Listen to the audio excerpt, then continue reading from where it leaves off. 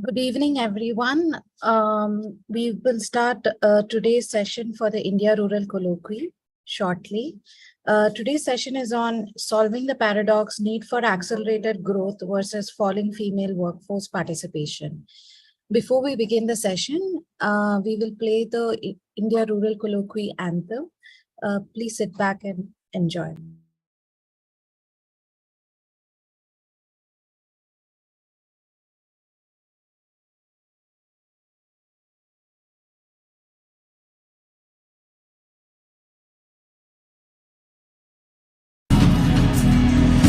जनता का आह्वान किया, वर्षों जकड़ी बेड़ियों को अब तो तोड़ो। क्रांति की मशाल जला गांधी बोले, अंग्रेजों भारत छोड़ो। बहुत सहा गुलामी को अब ना सहेंगे, आजादी की बात रही वो लेके रहेंगे।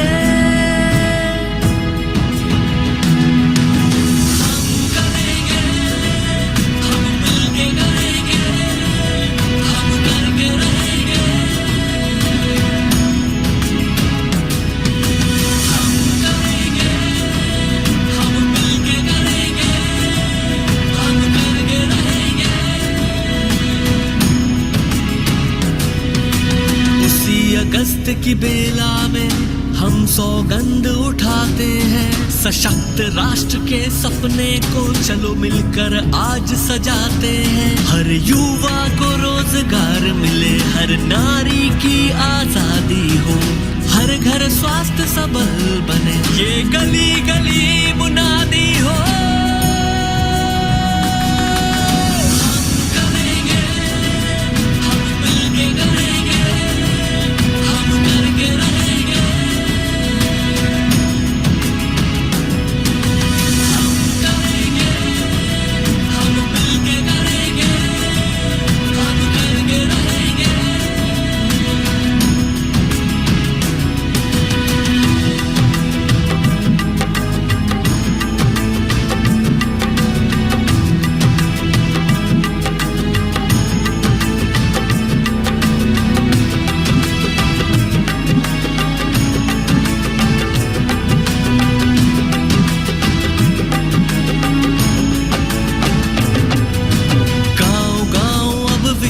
हो, जन जन स्वाभिमानी हो, देश में ना रहे गरीबी, विकास ही अपनी निशानी हो।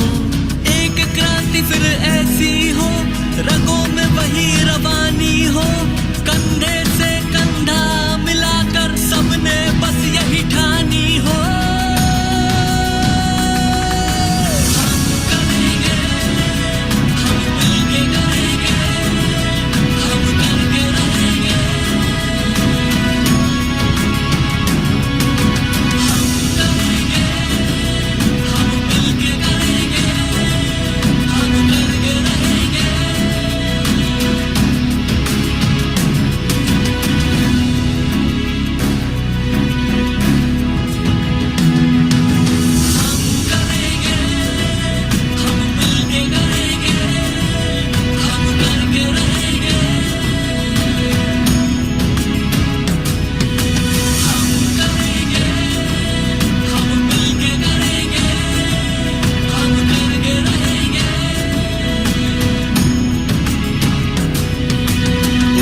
अगस्त की बेला में हम सौगंध उठाते हैं, सशक्त राष्ट्र के सपने को चलो मिलकर आज सजाते हैं। हर युवा को रोजगार मिले, हर नारी की आजादी हो, हर घर स्वास्थ्य सबल बने, ये गली गली मुनादी हो।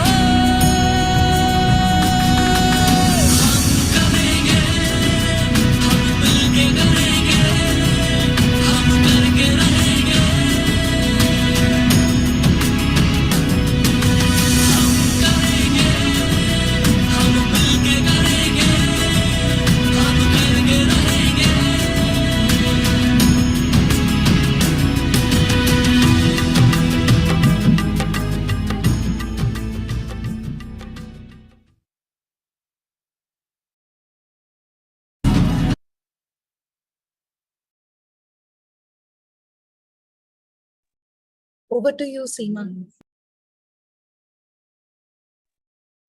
Warm greetings from TRIF and a very good evening to all of you, the panelists and our participants. We are actually today discussing a major issue which is, impeding the progress and also, like curbing the advancement of the country in a very major way. If you look at the global gender global gap report of 23, it shows that India is at 127th position and our overall gender gap is at 64.3%. So the improvement is just 1.4 points from the last year's data. And we see that when it comes to economic participation opportunity, the parity is at 36.7%. So this, raises questions of the kind of patriarchal systemic and structural inequalities within the country, which really, impede women's participation in economic aspects, and the norms which are carried out invisibly within the families and also in the public spaces. So today's discussion would actually focus on two aspects. One is the falling, despite the economic progress, the falling women's work participation rates in the country, the reasons behind it, the barriers, and the other aspect of it would look at what are, the kind of programs, public sector programs, if you look at it like the National Rural Livelihood Mission or Mahatma Gandhi National Rural Employment Guarantee Act, which are very gender specific and also focused on women's participation, not only as workers, but also as, decision makers and actors in the development progress. Despite these programs spread across the country and bringing in all women into SHG and its federations, we see that there is still a barrier in engendering of these public sector programs. Women's decision-making or individual and collective agency has yet to be enhanced in terms of even access and control over income or control over assets or assets in their own names, and also, decision-making within households and inability to really access markets, though we know that financial inclusion has been achieved to a great extent. So these are the kind of issues that we would today discuss. We have with us a very eminent panel of speakers, and they would be discussing their viewpoints.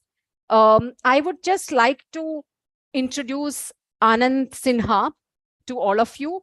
He would be moderating and would be a panelist, and he presently works with the Packard Foundation, and he has 2 decades of experience in reproductive, maternal, and child health, and also in private and public sector partnership initiatives.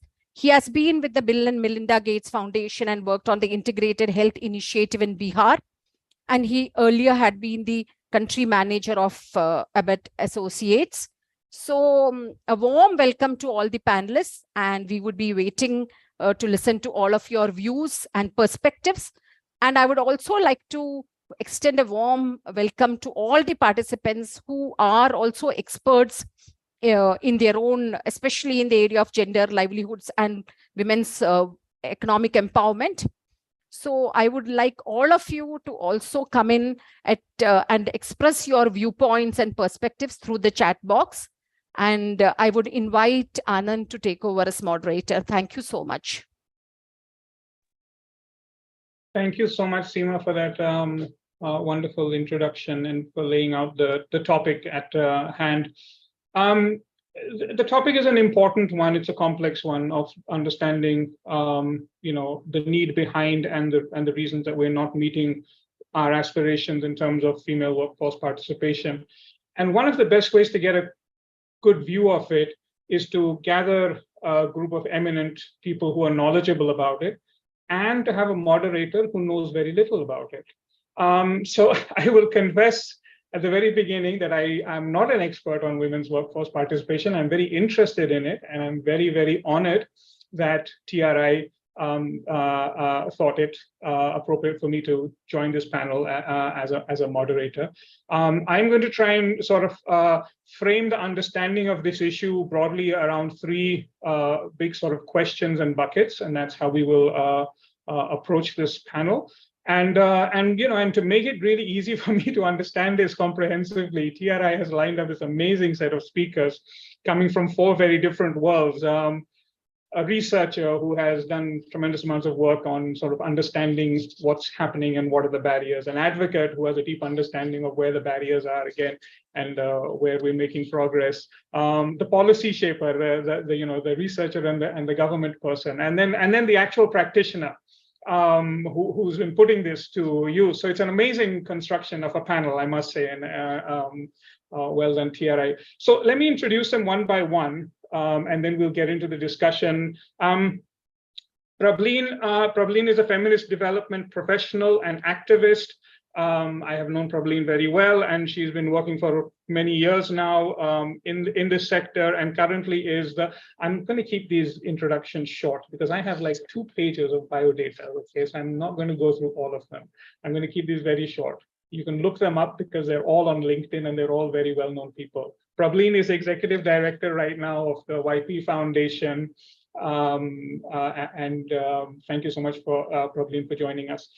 Michael Walton is senior lecturer in public policy at the Harvard Kennedy School, and he's a senior visiting fellow at the Center for Policy Research in Delhi, and has been intimately involved with a lot of the research and shaping of programs in the NRLM and SRLM programs in India.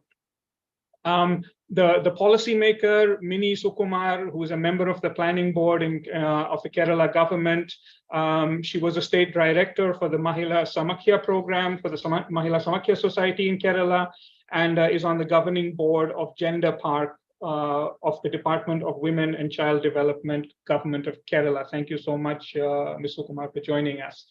And finally, as I said, the practitioner, the one who's actually putting this to practice, Rupali Mohapatra. Rupali is the founder and CEO of Conku One Herbs Private Limited, and she's a gender and livelihood consultant who's been providing inputs to the NRLM for many years. She started this company in 2018, believing in the idea of sustainable development models to address the issues faced by those living in remote areas.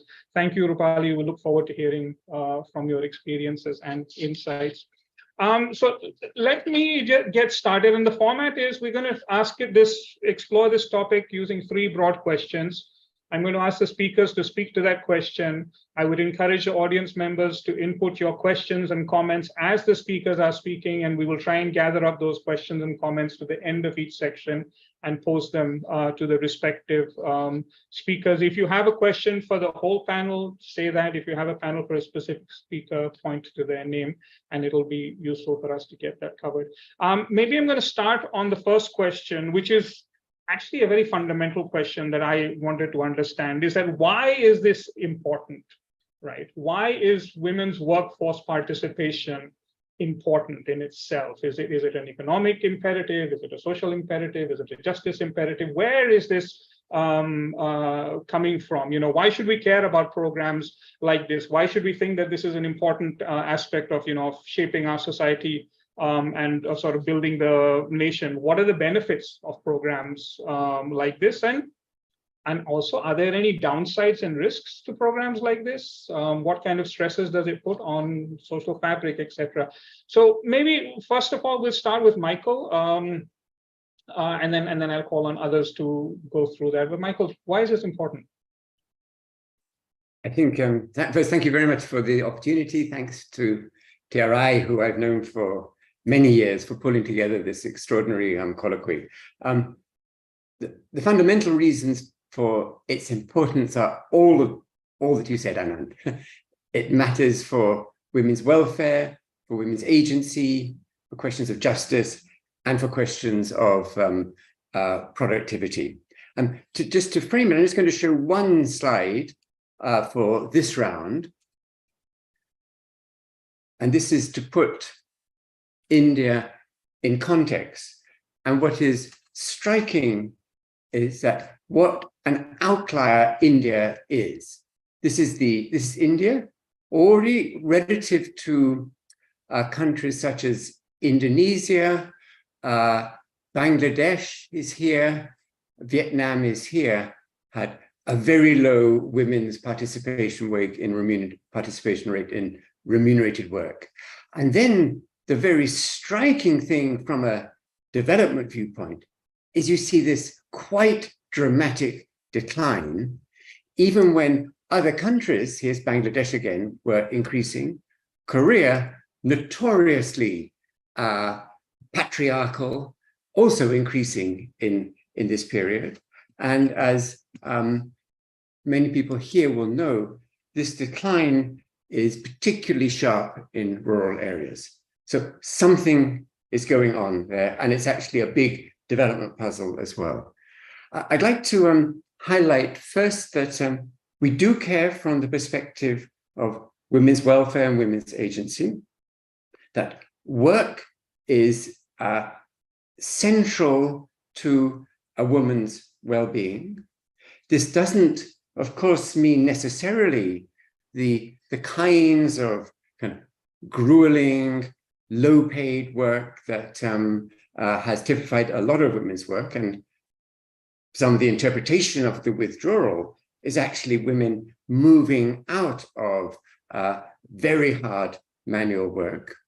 But both all the work on what women say, all the international work, see the expansion of women's agency and work being generally highly interconnected.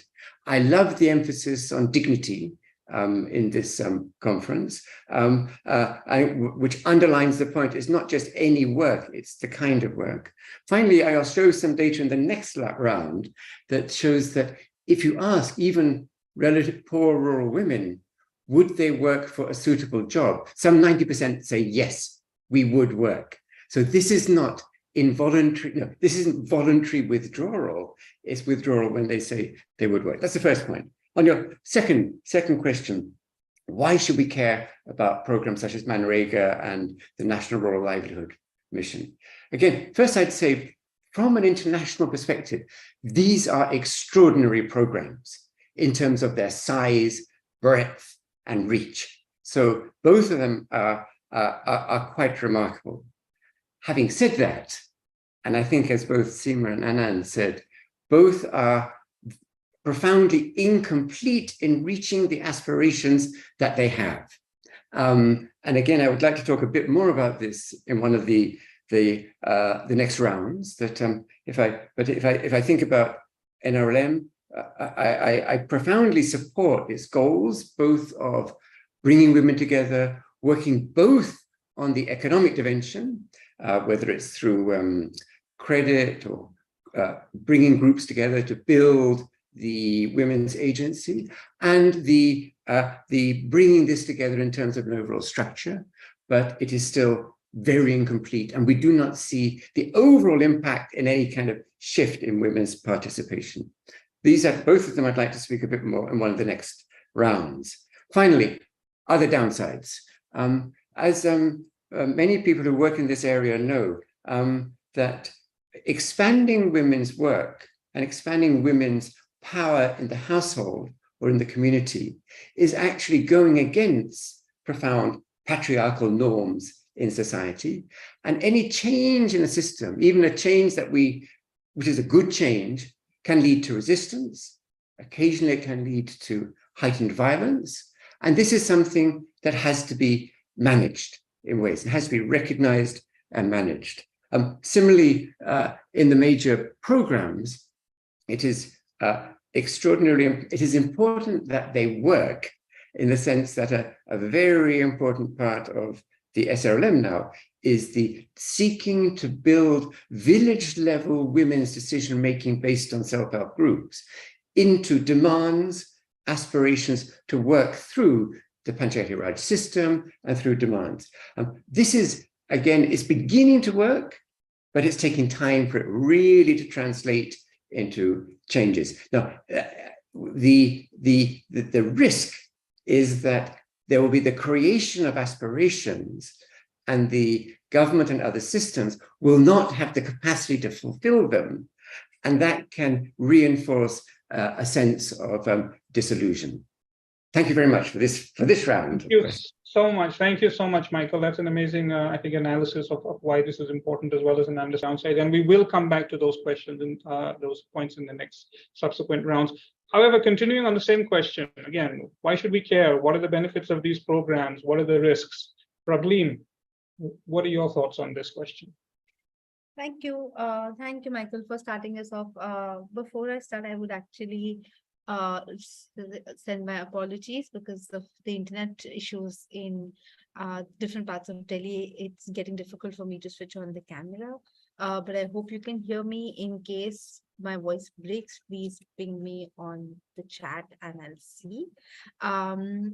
I actually wanted to take a pause and look at the more existential question of what are the determinants of female participation in labor market. Is the definition of working women different from women in the labor force? And I think the reason why I'm drawing this as a conversation for us to look, as the other speakers also come, is to really look at how the labor force participation is mostly defined as being economically active. And what that actually means is that it's being able to answer the question that we need to answer is that, do we understand the changes in the female participation in labor markets without really looking at, can we really understand without really looking at the most time that actually goes into what are called non-productive activities, and that are not counted as market labor supply. And therefore, for me, from a conceptual point of view, while people who are economically active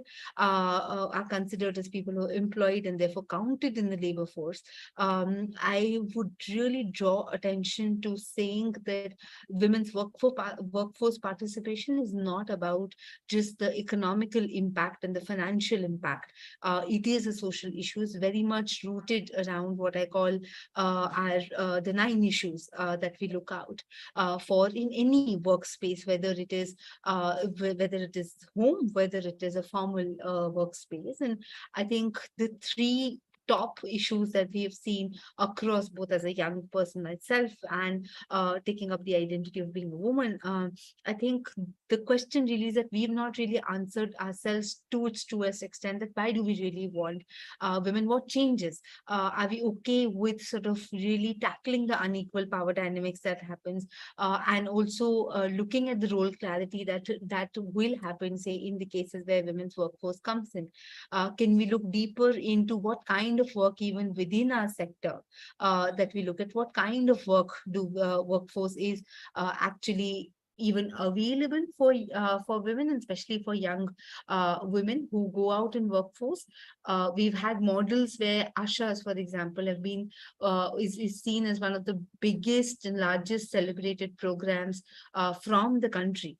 But has it challenged the basic nature of care economy for women? And do we really look at them of really the danger of, say, this whole conversation which is happening in the health sector, which is, can we really have male ASHA workers? And if you speak to an ASHA, her first threat is that if there's a male ASHA worker and the stipend that both of us will get is different, it's something that they've given, they accept it as given, right? So while we're looking at ASHAs as a fabulous model, are we really looking at providing them beyond the care economy and really beyond the kind of patriarchal responsibilities that typically women are adhered or at least given to?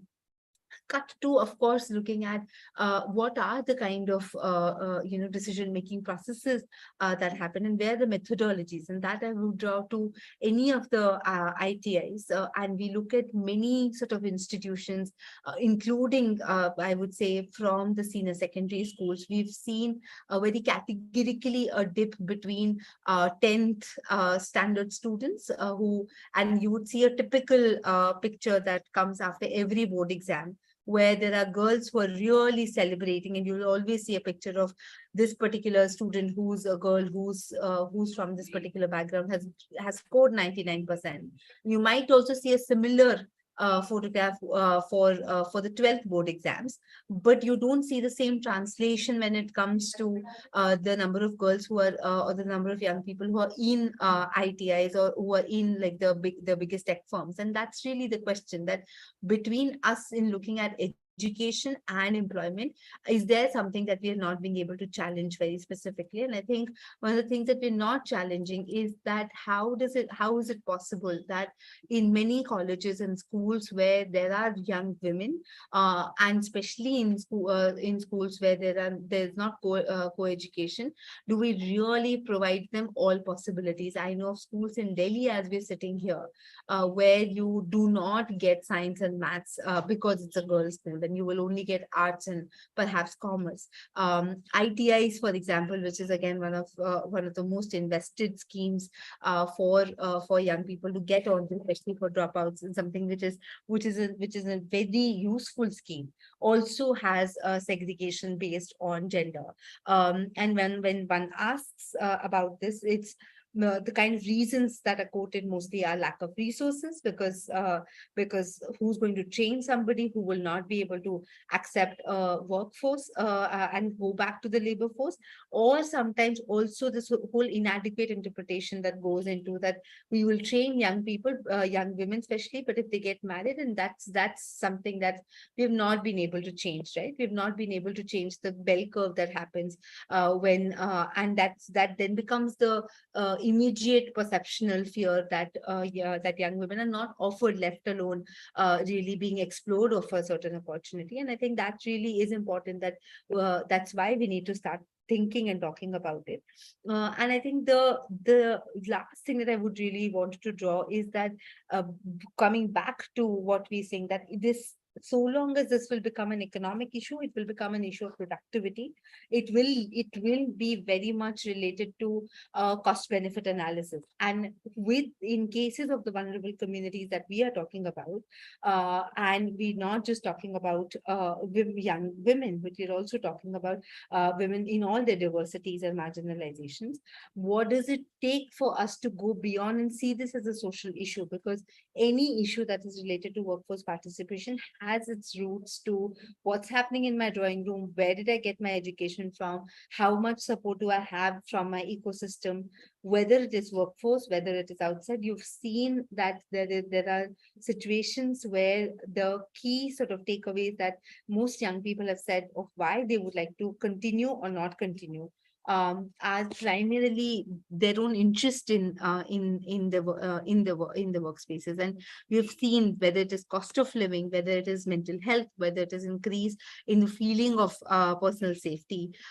These are clearly the kind of issues that young people are looking for in terms of change in the workforce, and many of these are beyond this economics. Economics is the better economics, I would say, is an impact, but the genesis here is fairly social. And we need to start looking at the social determinants and make this as an issue that we all need to tackle together, and not really leave it to the numbers to tell about our lives. Thank you so much. I think that's wonderful sort of elucidation of probably the question of what are the risks. And the risks are that if we only look at it as an economic, solving an economic problem, then we're missing probably the bigger issue of sort of, I think, equality per se. Minnie, what's your take on this? Why is this important? Why are these important? Why are these programs important? What are the benefits, and are there any downsides and risks? Yeah, and thank you for my fellow panelists who have already laid the ground about the reasons and the determinants of the falling rate of female employment in India. And I think I wish to talk about two things. That one is that the socio-economic cultural determinants which create the phenomena of falling employment rates for women in India. That is already mentioned, like there are a lot of reasons. And why it is important that we are looking that the women should be in the workforce. That is one thing. Because now we all know that the more women into the workforce or more women into the workplaces as well as in public spaces, that only creates an environment for women's safety and women's agency, women's welfare, and all the other things, which ultimately leads to the gender equality, which we are all aiming at. So that involving women into the workforce, involving women into the economic productions, involving women into the economy in a larger sense, and through that making them part of this decision making of the entire system of economy, how it works, leading to the policy. That is very important. So I think we have to think along that line. The policymakers and others should think along that way, that in that direction, that how can women become a very determinant force in as part of this policies regarding our employment, and that should be maybe a very long term goal we can achieve, but that is very important. And still in our society, in any part of India, we know that the patriarchal setup, which is controlling women's fertility and women's productivity, is very much there. So that is another major problem which we have to encounter in an everyday basis. But still, because of many reasons, mainly because of the financial situation of the families, women need to work. At one level, it is a need of the family, it's a need of the community, it's a need of the society that women should work and they should provide financially to their family. So all these factors are acting like the pull and push factors that determine the work participation of women, and that is very important at the local level. I wish to talk about how it is practicing at the local level, at the grassroots level, in the local economy, how these factors are being very strong. So in our experience in Kerala, I think Kerala is an experience, is a representation of this paradox or this complex reality of how we can make women more employable or employed or part of the employment. Because normally we all see that there's a direct connection between getting education and getting a better social environment that leads to employment and that leads to the empowerment of women. But in that process, it's not that linear and not that simple and not that easy for women, because there are a lot of different hurdles. For example, that the number of girls who are entering into the schools, that enrollment, retention, and dropout rates, there is not much difference about boys and girls in Kerala. And also the pass percentage or the excellence in education, there is also not very much, not a gap between the men and the girls and boys. The performance wise, there is no gap. But getting higher education also, there is not much gap between the men and women. But when we are going into analyze the rates of unemployment, there's a huge gap. That mostly what facing in our society is that the number of number of educated women who are not having employment, and also how the reproductive roles and their reproductive responsibilities and the patriarchal expectations of over women's roles in the families is a bigger determinant than any one of the other things regarding to the employment of women.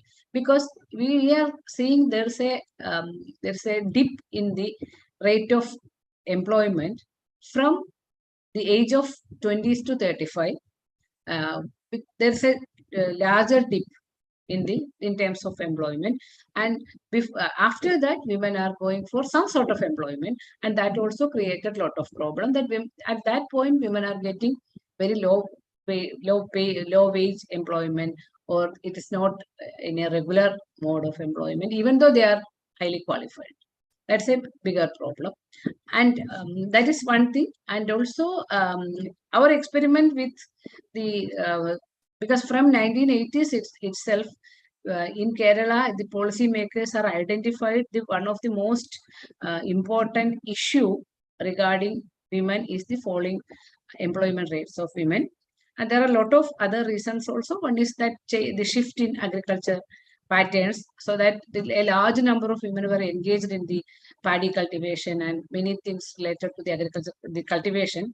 But in that period, that the entire thing was changed into cash crops and different types of agricultural practices. In that process, a large number of women were thrown out of the employment, and they never come back to the to other casual employment, and that also created one thing. And another problem was the rising number of educated unemployed women. So that was identified from 1980s itself, and the government start making policies to address this issue. From 1990s, there is a lot of new programs were came to engage women into some sort of gainful employment, some sort of income generation programs. And in that process, the Kudumbashree network created a new model in which women got employment and they got some sort of engagement with the economic activities at the local level, in the local economic production. So that is one thing. And a lot of women are engaged with, at least now the statistics shows that 46 lakhs women are part of this network. And there are also other sorts of employment generation programs like Narega. For the Narega in Kerala, around 90% of the workers are women. And also there are other sorts of income generation programs in entrepreneur developments, small MSME type of issues and programs and all. But the data itself showing a very smaller increase. So the second one is that the first one is the socioeconomic and cultural reasons for the falling employment rate. And second one is still these data sets are not involving or including many women who are doing some sort of income generation and gainful employment, but they are out of the data sets. So that's another thing, because if a woman is part of this different types of activities related to this poverty eradication programs or this MNREGA or other things, they are all, some of them are not at all reflected into the data sets. So how do we include, or how do we see the employment rates and women's work participation? How do we define it is an important issue. How do we define it? Especially in the new environment of changing nature of our employment. Our employment, the entire employment sphere is also changing. The informality of labor is there.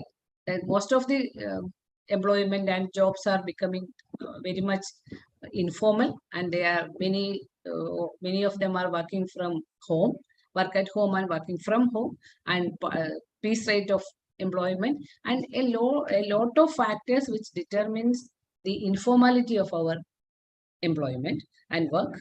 And in that context, how do we calculate, how do we see this women's employment or women's participation in the economy? That's another major question we have to answer. So in this background only, we can move forward with how to address the issue of falling rate of women's employment. Thank you so much. And we will come to that question about the data and understanding the scope of the sort of challenge as well. But thank you so much. And I think it's important to sort of, again, one of the things I'm taking away from this is that even when you have so many of the preliminary conditions, good education system, well-developed sort of economic programs, etc., even then you see the huge disparity between women's participation in a place like Kerala, I think is telling us a lot about why this is such a sort of a deep-rooted issue and needs to be dealt with. Rupali, as someone who's been, again, working on this issue and as an entrepreneur and as a founder yourself, what's your take on why is this an important issue, and why should we be even caring about issues like women's workforce participation, and what's the upside, what's the downside? Yeah, thank you, Anand. So I'm not opening, I cannot open the video right now because it's heavily raining outside and network is not supportive. So I shall be speaking from the rural perspective in the context of participation of women in agriculture and rural workforce is already substantial, but it's unrecognized and somehow I also feel it is unrealized by the rural women also.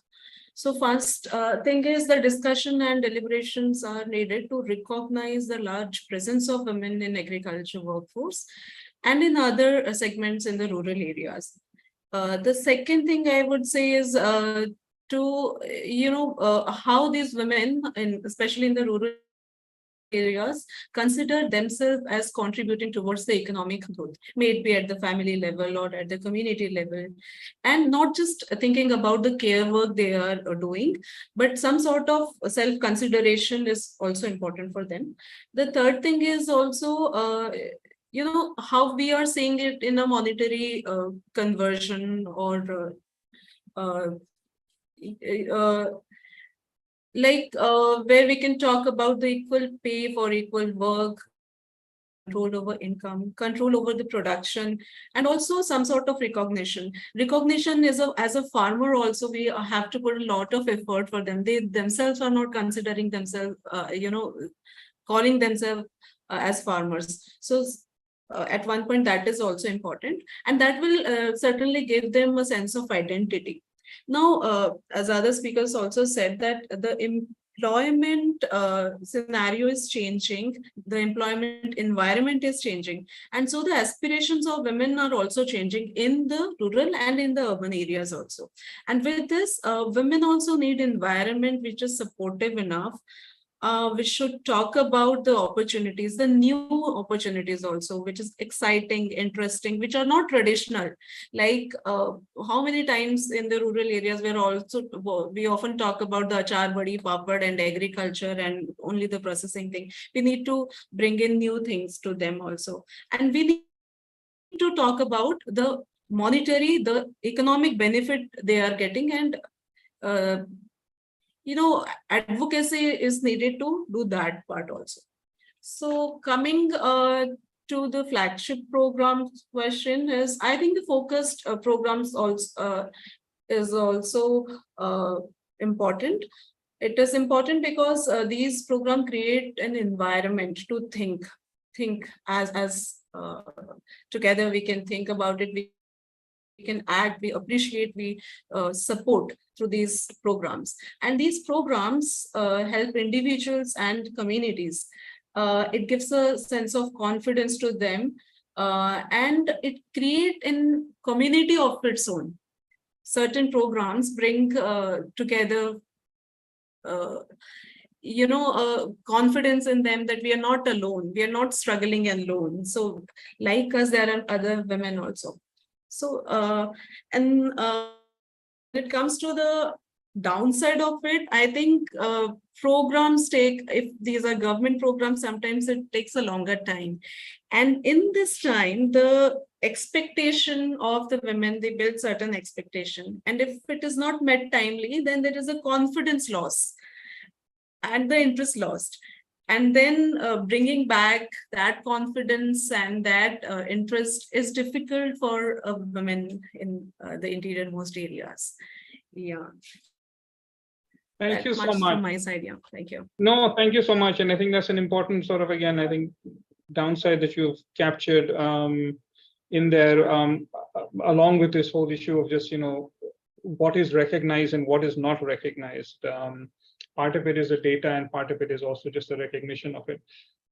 I think there's a couple of questions that came in, but Michael has, I think, addressed them. I don't know if others on the panel wanted to address any of the either of the questions that were sent in on the Q&A over here. Otherwise, we'll move on to the next question. There is one question, Anand, which is unanswered. So if any of them are interested, one question by Reshmi Mohanty, which can be taken up by any of the speakers.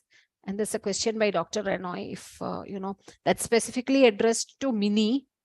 So Mini can go through it and she can answer the question. Which question, Nazima? It is by Dr. Renoy in the Q&A section. Okay, I will check. Yeah, and you can answer it. And meanwhile, the first question, if by Rashmi, if anyone else would like to answer. Women's workforce participation. What I do not know yet are the following, and look for insights and thoughts on the following. Is there a decline? Are we shifting primarily from agriculture? If so, what's the percentage? Urban population is rising. However, urban women, there is no proportionate increase in paid work. Is it because male is preferred for paid work?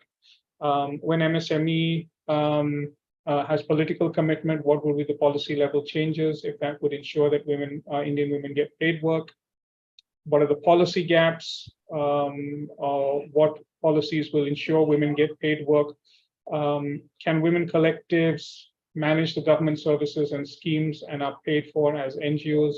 Young girls' aspirations and women's aspirations are ignored or not nurtured or suppressed by male dominant representation. So, and I guess that's the end of it. I think there's many of these questions we will be covering in the subsequent sections on the questions we're coming at, but I don't know if any of the panelists want to address any of these, I think, broad range of questions right now. Okay. Sorry, go on, Michael, you're on mute. Yeah, I'd like to pick up one very specific one, which is on women's collectives, because for many years I've worked with the Self-Employed Women's Association, and I'd like to make 2 points. One, I'm a real believer in collective social enterprises and co-ops that are managed and run by women. However, I also strongly support Sewa's philosophy that the goal is that these be self-reliant and productive and become financially sustainable. So I see a big role for collectives, but they need support. But the goal is that they operate also in the market as earning revenues for their members. That would be my view. Prableen, go ahead. Do you want to come in here? I was just wondering if we, like you said, that there are some reflections that maybe in the subsequent conversations we will definitely bring in. But Rashmi, I think you've highlighted a range of things that we've also been deliberating on. There might not be a binary answer of this is how it should look like and this is how things will change. But I think one of the things that we've seen over the years is that we cannot have band-aid solutions when it comes to women's labor force workforce participation, because I think why I'm saying that there have been band-aid solutions is that there have been attempts, right? There was attempts through what Michael was saying, self-help groups, but what did we do to actually scale up attempts like Seva, like Kutumshri, to really look at how these models could have been extended to promote economic self-reliance and really address the kind of gaps that were coming while these sort of situations were coming. We've also seen that there have been decline any scalable action where collectivization has happened. And I'm sort of also going back to Mahila Samakhya as a model, which is a fairly integrated multi-dimensional model, which also had a lot of different elements of collectivization. How do we really look at that kind of investment and that learning to bring back? So I think collectively we need to also start looking inward and outward both, to not really look at can we have more policies, because I think within policies we do have more band-aid solutions. What are some of those long-term shifts that we really can collectively advocate for is where my thoughts are at least currently driving. Thank you so much. And I think we're getting into the next question. The question is sort of leading us there, which is really what are the challenges? Well, can I answer to that one specific question to me that from Dr. Renoy, or yes, shall I answer at the end of it? No. Go ahead, please. Okay. The Dr. Renoy is asking about what about this women's work participation in and without getting equal pay, and also many sectors like the private education and other many sectors, the female participation is there, but the scale of pay is very less. Yeah, actually it is very correct. It's a reality that most of the professions or the employment areas where women are more working in Kerala is mainly the lower with lower wages, like in the service sector. We can see that from last 20 years, there is a increase of women's work participation in terms of service sectors, which are mainly in hospitals, private schools, and the shops and other and some informal sector work. In that places, their wages are very low, but it is compared to something better than the other parts of India. That's the reality. Even the casual labor and other sorts of work, there's a wage disparity is there. That's a reality. But that also, I personally think that that is also a reflection of the higher education rates of women who are looking for some sort of gainful employment, which is available for them. And the economy, the Kerala economy itself is the industries are very low, and the job opportunities are very low, and the chances of getting other sorts of employment is also very low, and there is a very strong social control over women's mobility without fulfilling their productive and reproductive jobs within the family. That their labor towards the care economy of the home. That's another thing. All these determinants are there, and that wage disparity is there, but it's mainly like the other factors are also contributing towards that. The number of private schools who are employing these women who are coming from the neighborhood and giving a lower wage salary scale for them, and that created recently lot of struggles from the women also. They united and struggled. They agitated for getting a better job. One example is the nurses working in private hospitals. We all know that the nurses from Kerala is very much in demand in outside. They are better qualified and all. But in the private sector hospitals, they were getting a very lower wage, and they came together and agitated, and that agitation only bring about a hike in wages, and also government also made some regulations regarding the minimum wages in that sector. So that's a reality. So I don't have any answer to that, but that issue is already known to all. That's yeah. Thank you. So yeah, so I think it's a problem worth recognizing and then making a noise about it, I guess. And I guess we're already into the second question, which is, you know, about talking about challenges. Really, I think we've talked a lot about recognizing sort of what are some of the challenges that get in the way of recognizing this goal.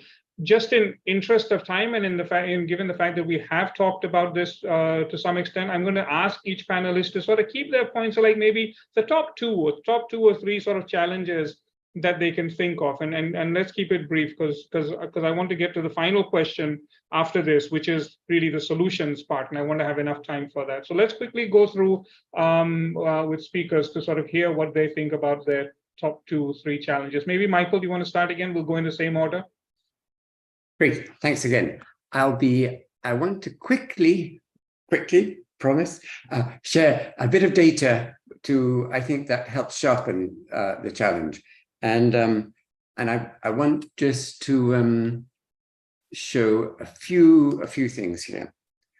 First, sorry if I can get through. Yes, first piece is where we should focus. I think what is very striking, this graph shows across different levels of education, and across different years. The 50th NSSO is 1993, and the latest is 2018, 2019.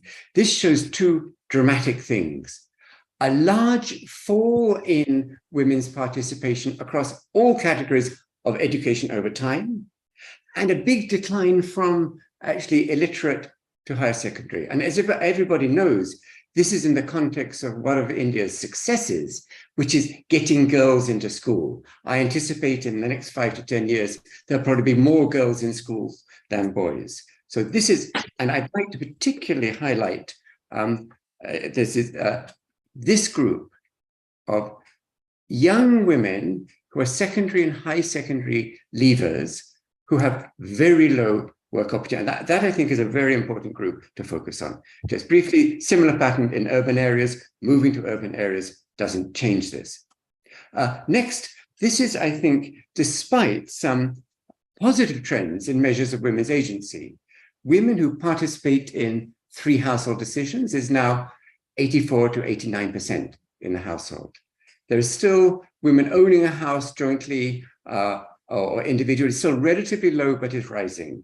Women having a bank or savings rate has risen from 2015-16 to 2019-20 to 79%, and women having a mobile phone that they use is also risen. So this is a context. Good stuff is happening, but not translating into work. Finally, I also say something that's been emphasized, that even when they get into work, the dark blue is men, the green is women in this case. Pay is substantially less for many reasons. That's part of the context. Of course, as panelists have recommended, women are working in unpaid household work. In answer to the question, 80% say they are working in unpaid domestic services, on average 5 hours a day, much less than men. Final thing I want to leave us with for this round is, I think, there's some information on attitudes. This is from a small ongoing survey, and it's in, some rural, let me go back. I'm not sure, I have to go in again, sorry about this. Rural blocks in Bihar and MP. Bihar is primarily, I'm sorry about this, Bihar is primarily OBC or SC, scheduled caste, Madhya Pradesh, predominantly scheduled tribe. Very large difference in work by a measure of did you contribute to household income in the past year. Bihar, a mere 20%. Madhya Pradesh, as is well known amongst scheduled tribes, much higher proportion, 62%. But the really striking thing here is 90% in both cases say if they were offered a suitable job, and that's an important phrase, a suitable job, they say they would want to take this. And we see similar things if you ask the men, they would accept that. Also very important is they say women should work after marriage, 83, 84%. So this is to show there are complexities, layers of this, around this, but this is some, I think, to heighten the nature of the issue. And in the next, in the next round, I'd like to say a little bit about what I think are 3 ways to work on this. One is nothing's going to happen unless jobs are created and assets are created in villages. Second, there is a complementary role around building aspirations and tackling some of the norms. And third, there's a role for questions of information, matching, readiness for work. And these are all areas of policy. Thank you so much for laying that out, Michael. And I think you just highlight, again, some of those challenges, including, I think the pay gap, the fact that, are there jobs that people would actually want to do, even if the opportunities were there. Prableen, what are the challenges? How is this, why is this not happening? I'll pick up from actually what Michael has left us with, which is around the correlation between education and women's labor force participation. Of course, we've seen in India that there is an increase in enrollment of girls across the education sector, but one also knows that this has to do a little bit. If we scratch the surface again, we will know that it is a lot to do with the cash transfer schemes. So while there are many young girls who are enrolling into schools, the translation that happens into increasing their literacy levels, their STEM levels, anything that is to do with the kind of skilling that we expect, at least for paid labor work to begin. That's very, very different. And that's perhaps one of the reasons for the correlation to go a little deeper than what we're looking at the surface right now across the government data that one is seeing, right? The other thing that I feel, which is drawing back to what I was saying earlier, that there are social cultural norms that affect participation, whether there are norms of caste and religion, and one does not want to really tackle it in the sense that we've not been able to really understand how has the Savarna culture really impacted the kind of job opportunities that one has seen across the different communities and within the rural as well as urban settings? How has that really panned out for people from marginalized backgrounds, and including religion? While we've seen ghettoization being immediately called out, we've also not seen how the safe spaces really work out for people, and how does that influence their decision to paid work. I think one of the basic things we really need to uncover is that working is actually a very conscious decision that somebody takes, right? It's not it's an individual choice that you make, and it's a very rational choice that you do against the cost and benefits that you have. For women who choose to join a labor force, if the net benefit continues to be lesser than the net benefit of not joining, and that I mean by if it continues to say that, okay, you're actually somebody who's being able to balance family and workplace so well, if that's the low-hanging fruit we're offering to young women, they would not take it up. If we are saying, it's the same thing that you say to young men when you say that, oh my God, he's the best man to help the wife when she comes back. I think we're not calling for help. We're really calling for equality and equitable distribution. And I think that's really where the net benefit really goes down when it comes to women's choice to participation. The other benefits that we continue to fight for, which was alluded by the previous speakers, and that continues to be the challenge, is that are the wages earned are similar? Do we have a wage gap? And the pay wage gap is not just about equality. It's also it's many a times a power of negotiation. And that we've seen post-COVID, when women have been wanting to go back home. The celebration that we did, that in kitchens you can actually cook bread and gulab jamuns and everything else at home, then eventually became something that women was asked to do. Because I was there, it was expected for men to continue to go out to work.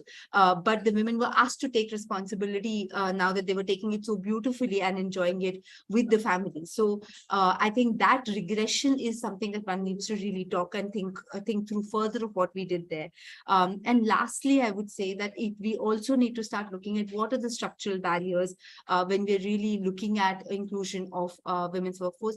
Are we really talking about the violence that happens in workspaces? And this is not to just do with violence at workplaces, but also the kind of violence that women face within their own families. How do we really ensure that we actually can talk about we actually can create safer spaces for women, with including last mile connectivity, including responding to increasing crimes in public places, increasing crimes in public transport in the neighborhood.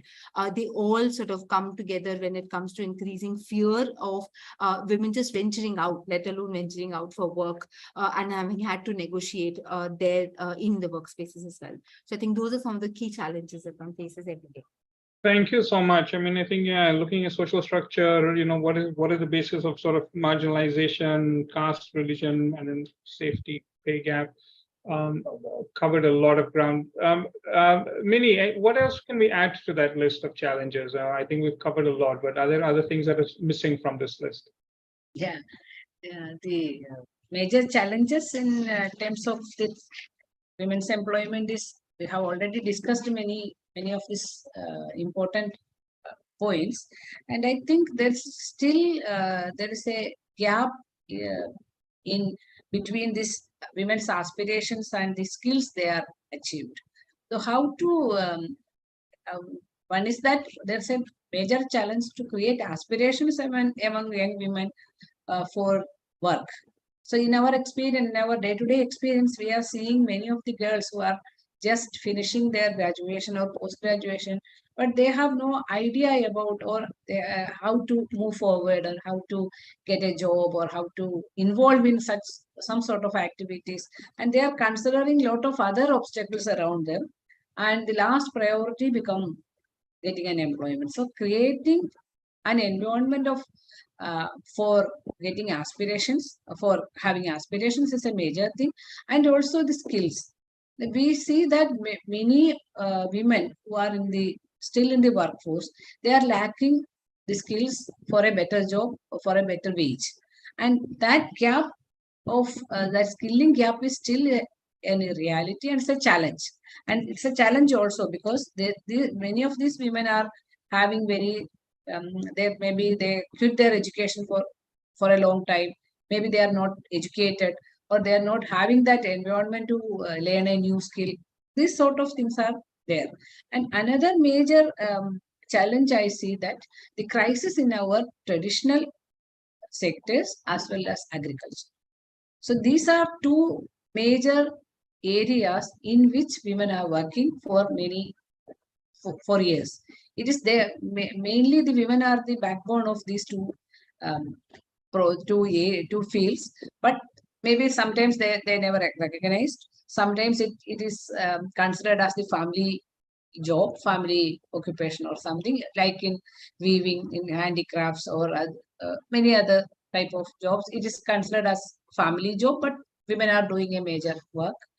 And also the crisis in the agriculture sector, where they are not getting enough wages. There are a lot of policies have been changed. All these policy changes directly affected the employment of women, men and women in that sector.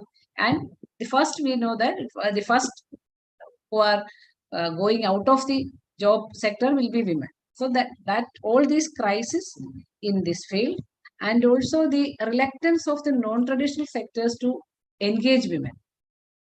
That's another challenge. The non-traditional sectors, many of the sectors are still not ready to engage women in their activities. That is a major crisis. That's a major challenge, that reluctance of the non-traditional sectors to how to engage women in their activities. That is another thing. And make sure the society, the community, the families, that there is a safer environment for women to work. There's still the lack of safer environment and inclusive environment for women from different social groups, like what already Pavleen has already told about, that how the different social groups are being represented in our field of labor, how they are represented, how they are tied up with the age-old labor relations within that. All these things are still going on, and the women are the most suffering lot in that traditional labor relationships which is prevailing in those sectors. All these are still challenges for the new generation of these communities, these different social groups. The new generation women or the girls are not in an aspirational environment for looking into good jobs, or those who are getting some sort of gainful employment and income for them. So these are the challenges we are still facing. That's my take on this. Thank you so much. Thank you. So a lack of aspirations, the gap between aspirations and skills, issues of safety, and the crisis within the informal sector and the agriculture sector. Rupali, anything to add to that in terms of the list of challenges? It's a very long list already. Yeah, I will just add upon. So definitely the patriarchal norms, and it needs a lot of effort and courage for the women to, challenge the patriarchal norms first. And then another thing is mobility for them. So along with, breaking the societal norms, if she wants to enter into the market space, she needs to break the existing system of the market itself. So which is very much, controlled by men. So that is another challenge which is there. And apart from that, then access and availability of funds, knowledge, and skill set to, match the aspiration. That is another point I would like to add. And it is not only in the context of any individual, but as a collective also, if they promote any FP or any collective for that reason, then also they need certain skill set, the management skill set, or the how part of that particular job they need to understand. That is somewhere missing. And the other thing is, where we are seeing women in the market. So giving a space in the market to the women is still a big challenge for us to think about. Yeah, that much from my side. Thank you. Thank you so much. And I think it's just sort of adding to that list, and I think the issues of mobility do need to be called out, and what is the place for women in the market. Okay, so final question. We've got about 15 minutes to cover this, but really, and it's probably the most important one, is so what can we do? What can we do about it, right? What do we know works? What's proven? What might be worth trying? Are there innovations on the horizon that we think are strong bets? And also, I think, thinking about sort of how can we truly sort of, create programs that are, facing women, that are engendered, really thinking about the needs of women. And I think there's a question in there from Ranu Bhogal as well, which is also saying, challenges and solutions need to look at rural and urban, through those lenses differently. So maybe let's say, how do we get a better focus on women in those solutions, and how do we get a focus on, the two different needs of urban and rural as well? So what can be done? Michael, I know you have a bunch of ideas up your sleeves. Tell us what can be done. I'd just like to make a few comments on the three areas of creating work, fostering aspirations, and getting better intermediation and information. On creating work, focusing on the rural village, I'd like to say that the two challenges I'd like to highlight. One is linked to MGenrega, and the point I'd like to make there is the kind of work that we really need, what women are asking for, especially educated women, is not the unskilled work in Manrega itself. That's important. It's still very important, especially for the poor. That's very important. But the challenge is to use the assets that Manrega is creating, often working through the Panchayati Raj system, to build productive assets or complementary assets, including housing assets in the village. And that is why the convergence, especially between NRM, Panchayati Raj, and Manrega is so important. It's hard institutionally, that's the challenge. And going from now a very good set of government orders to push this to what happens on the front line is hard. Not because frontline officers aren't working very hard, they're working very hard, but channeling that, getting the interconnection between village demands and Manrega and the Panchayati Raj and other, that's one challenge. Second, I'd like to pick up on something that Minnie mentioned, which is that don't forget agriculture. When we're talking about rural development and job creation internationally, most of the jobs that will be important are in services, trade, sometimes transport, sometimes small-scale manufacturing. Now, internationally, you need a kind of independent source of growth, and the problems of low productivity in agriculture are very important. Agriculture potentially can be more important, less in direct job creation than in creating a surplus and the circulation there. There's already progress, which is also important, on linking small towns to villages, partly because of the Rural Roads program. That is another nexus. In that context, I would like to highlight that the kind of jobs work, women, while they are willing, say they want to work, often are not able to travel to a small town, and they often want part-time work. So designing work that is attuned to that is important. That's the kind of work. Second point, work alone is not enough. I won't bother you with another graph, but there's some very interesting work on Haryana, which is a much richer state where there's a lot of small-scale enterprise activity that finds, yes, in districts that have more small and medium-scale enterprise activity, there's higher women's participation, but it remains very low. That gets to what I think Praveen put very nicely. Women choosing to work is a conscious decision, and Minnie said how it's something that women may not have an idea.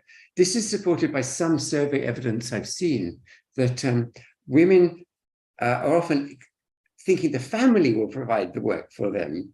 Now, building the aspirations to be ready for work and go out to look for work is a complex task, but is a doable one.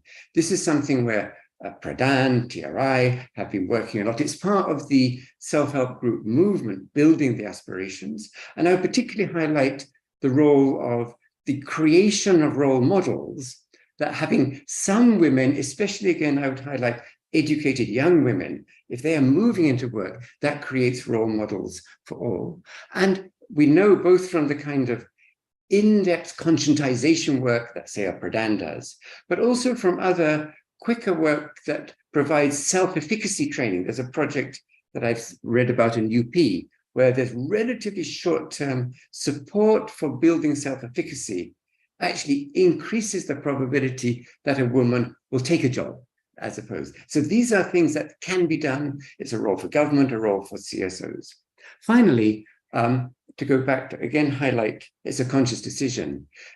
This getting better information, helping on matching, helping having intermediation so women get the last part of skills that was mentioned, and knowing where the jobs are is also a final function. This too often needs to be worked through the district, block, cluster level, federation level to facilitate getting, especially I would say young women, into the kind of work and finding that work. So all of those are challenges. All of them, I think, are domains that change is possible. I could talk a bit more. I just highlight one thing where I see things happening.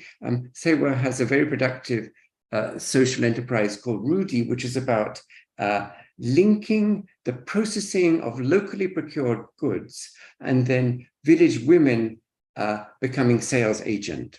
That has grown very well in Gujarat. Now we are involved in a project that's actually taking that to the SRLM and working with cluster level federations under the governmental system to build that capacity. It's at a pilot stage, it's just beginning to scale, but that is a concrete example which I would see as linked to the aspirations, creation of jobs, and solving the information problems about what can be done. Thank you so much. So again, the linkage between aspirations, but then actually sort of supporting the ability to turn those aspirations into reality. I love the example of sort of, self-efficacy training. I think that those things are so critical in helping people build those muscles, but also then helping give them the information. Minnie, what can be done? You have a host of vast experience on this, but again, briefly, what are the top 2 or 3 things that you think can be done, can be tried to address this problem? After listening to Michael, I think there's a long, exhaustive list with all possibilities, though I'm afraid to add any more because that is a full list. But anyway, I think that creating new jobs and employment for women is, there is no one solution for that. Because now we all understand that women is not like a homogeneous category. Before that, our approach was like there is one solution for all women, and there are one policy for all women, which will be women will fit into that policy. But now, more or less, we are in an understanding that women is not a homogeneous community, and women's the situation is not that homogeneous. So we need to find out newer solutions and maybe newer approaches to cater this thing. So I think in that case, how to create job opportunities depends on the demand or the skills and education available in that particular society.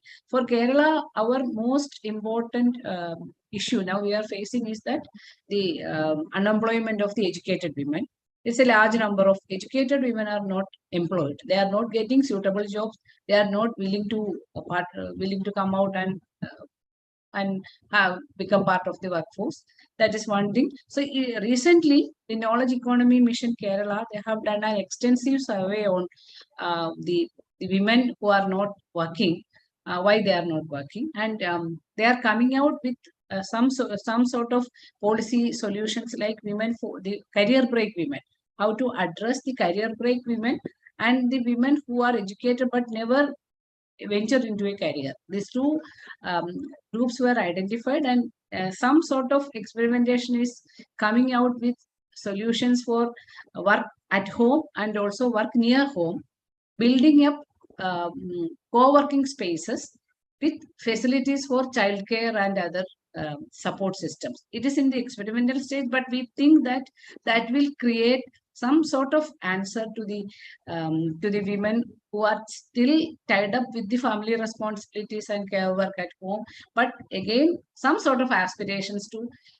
come into the work. So that sort of experimentations are there, and also the experience of Kudumbasri is that the Kudumbasri women are now very much part of the local level governance system in various ways, not only in economic terms. In economic terms also, they are part of different enterprises and other things, and creating a feasible network of microcredit without exploitation. And another space, they are like they in part of the local level different developmental activities and decision making of the community, and also the some sort of change agents or idea creators or something like that. That also creating a sense of among women and young women and women in general, that there is some sort of space for women to go for this type of opportunities. And another thing is, I think we need to think about modernization of the sectors. Either it is agriculture or the traditional sectors, some sort of modernization which create better jobs for women. So that also has to be taken into account with some research organizations and other people who are working in technology, working with technological solutions and other things. They also start thinking about how to create and how to make this type of employment more attractive and less burden, with some sort of lessening their burden, physical burden. So that sorts of things has to be come into that, and that these are some of the things we can start with at any time we can start with. And definitely we have to focus on at the rural level, we have to focus on the local employment generation with in connection with, in relation with the other local economic activities, and also in cities. In our experience, the women's employment rate in cities are becoming increasing, but at the same time that creating lot of other demands for housing, safer housing, and their mobility and other things. So all these things go together. Policy should go together, like creating more spaces for women to live and work in the cities, and safer accommodation, safer transport, and some sort of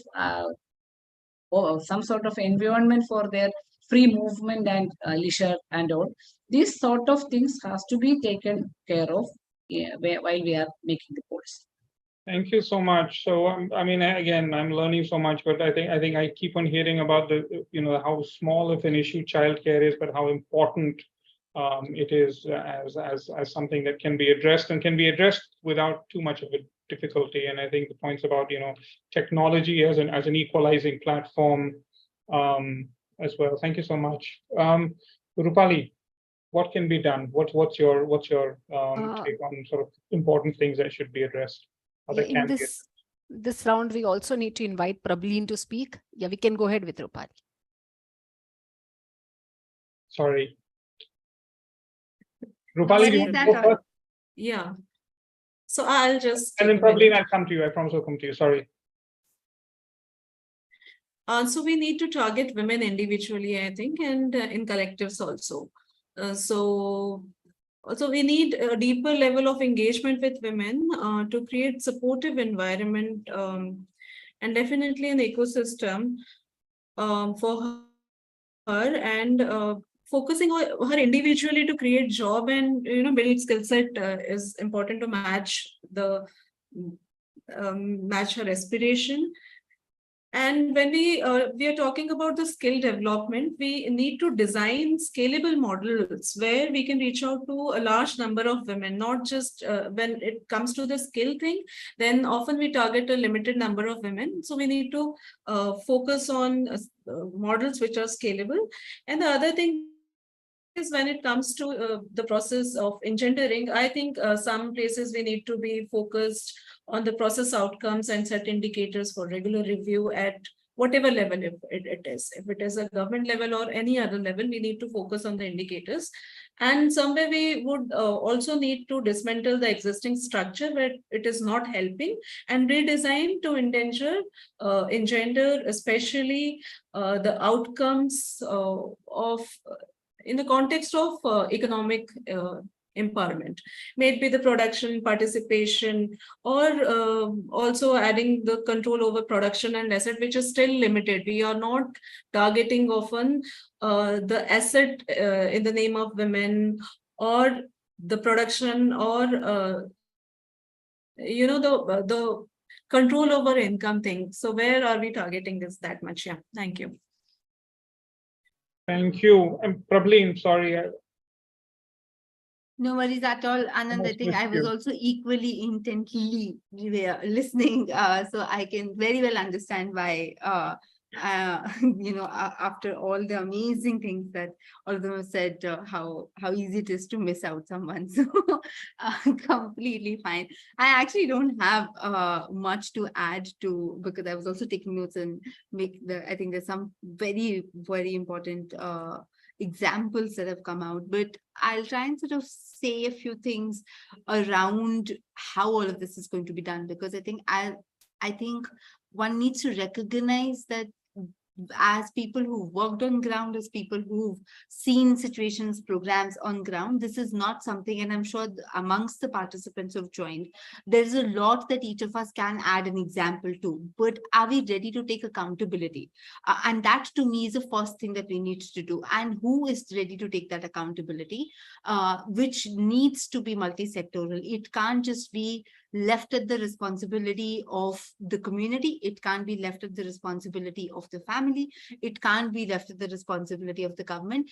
We need to look at, this is not an issue which will be solved by just increasing one particular service, right? So when we're talking about services, we're talking about a range of services, from education to health to counseling support and I'm sort of bringing back to what I was saying earlier on, increased cases of violence, but also to look at what are the kind of helpline supports that one has seen. And we've seen models of workforces where we've had trainings that have actually happened, where funding has been earmarked to actually ensure that there is enough and more justice systems in the processes. So who's now therefore taking the accountability to do any of this or all of this? The second thing I would really say, that we're talking a lot about the policies for women. It's time for us to actually put them at the center of the policy change and decision-making processes. Ask them what is needed to ensure that their needs are met and fulfilled. We've had situations where we've seen a lot, and this is of a hospital that I would not name, but an hospital which in the name of inclusion and diversity indicator had gotten a workforce, trained the workforce in auxiliary nurses. And when it came to actually giving that workforce and the details, the auxiliary nurses and the staff, the cleaning staff was from a particular caste. And while this entire process was celebrated and many people got onto the bandwagon, we did not do the basic thing where we did not put the people for whom this program was made at the center. So while there can be really policy changes that we all can think through, having decent employment opportunities which are made with dignity, improved working conditions, and fair pay is something that is only possible if we're really looking at putting the constituency in the center of any of this process, and let them own and lead the process and believe in them. The last two things that I would really want to talk about is capacity strengthening, funding any of these processes, because we do see there's a lot that actually that is being asked, right? And often the immediate response to any of the infrastructural asks is that we don't have funds. Whether it is asking for a creche, there are times when they say that we don't have enough quote unquote women. But the point really is one is not looking at who is that who you are hiring, right? There are times when in interviews people have asked questions, these questions, and it's not just formal paid care. We've also seen situations where there have been mass sterilizations that have happened because you don't want to provide the kind of facilities that you actually have the right to actually access for. So in the infrastructural processes, in sort of looking at increasing the services, we need to address the gap that we need to have public amenities and services for women to realize their rights. You can't really ensure that women's work equal and continued workforce participation without safe transport, without basic essential facilities of toilets, of water, without really having other public amenities that actually they have the right to be able to ensure that they continue contributing to the workforce, and not really see this as something that they're doing for a program for women, but doing it as basic essential workforce, increased equitable participation. And the last thing I would say is that we really need to look at substantive, meaningful participation and look at the attitudinal change that one is calling for.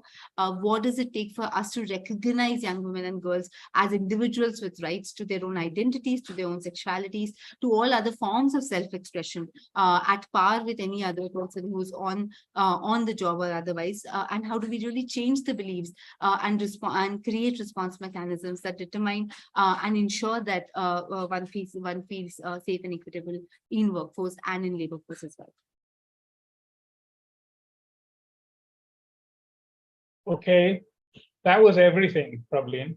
There was quite an amazing list of, I think, ideas for how to challenge this, and I really do appreciate the fact that just to recognize that it's much more complex than one person can solve is such an important part, and the need to put the constituent at the center, as you so appropriately said. Thank you so much to everyone. I realize that we're a little bit over time, and I don't have an elegant conclusion to this, but I just want to say that I think I have learned a tremendous amount from listening to everyone's sort of analysis and the list of suggestions.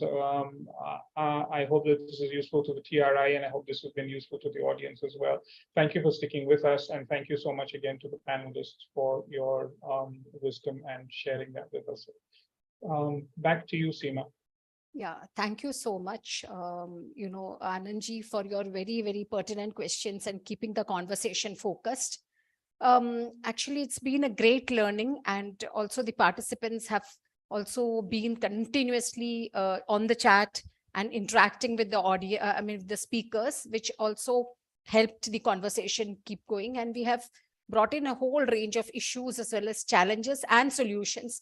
And as Prableen said, one important point which she said is keeping women in the center of the design of the program, whether they are women from the most marginalized and vulnerable backgrounds to women who have, high education and aspirations.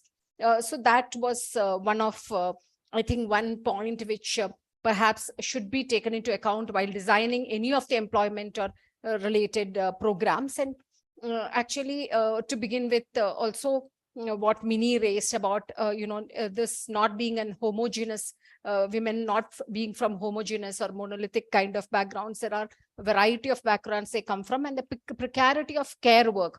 However educated you are, or you are in belonging to a particular class, also women having to take up some subscribed kind of preconceived productive and reproductive work within the families, which restrict their mobility and also restrict their aspirations. And these are also unwritten rules of patriarchy which operate within all households within India. So it's very interesting to go through these observations, and I would from my end thank all the speakers, some who have been invited on very short notice, and have been friends also for a very long period of my lifetime. So thank you so much to each and every one of you. And also thanks to all the participants, because of the very interesting questions they have raised. This conversation could go on, and we would definitely take forward the conversation even after this particular session. Thank you very much. Thank you, all the panelists. Thank you, Thank Anand, for this. Thank you, Seema. Brilliant. Thank you, Anand, for an effective chair. Yeah. Thank you so much. Thank you, Anand. Thank you, Seema. Thank Yeah, you. thank See you you. all too. Thank you. Bye. Thank you so much. Nice to meet you Bye-bye. all. Great. Bye-bye.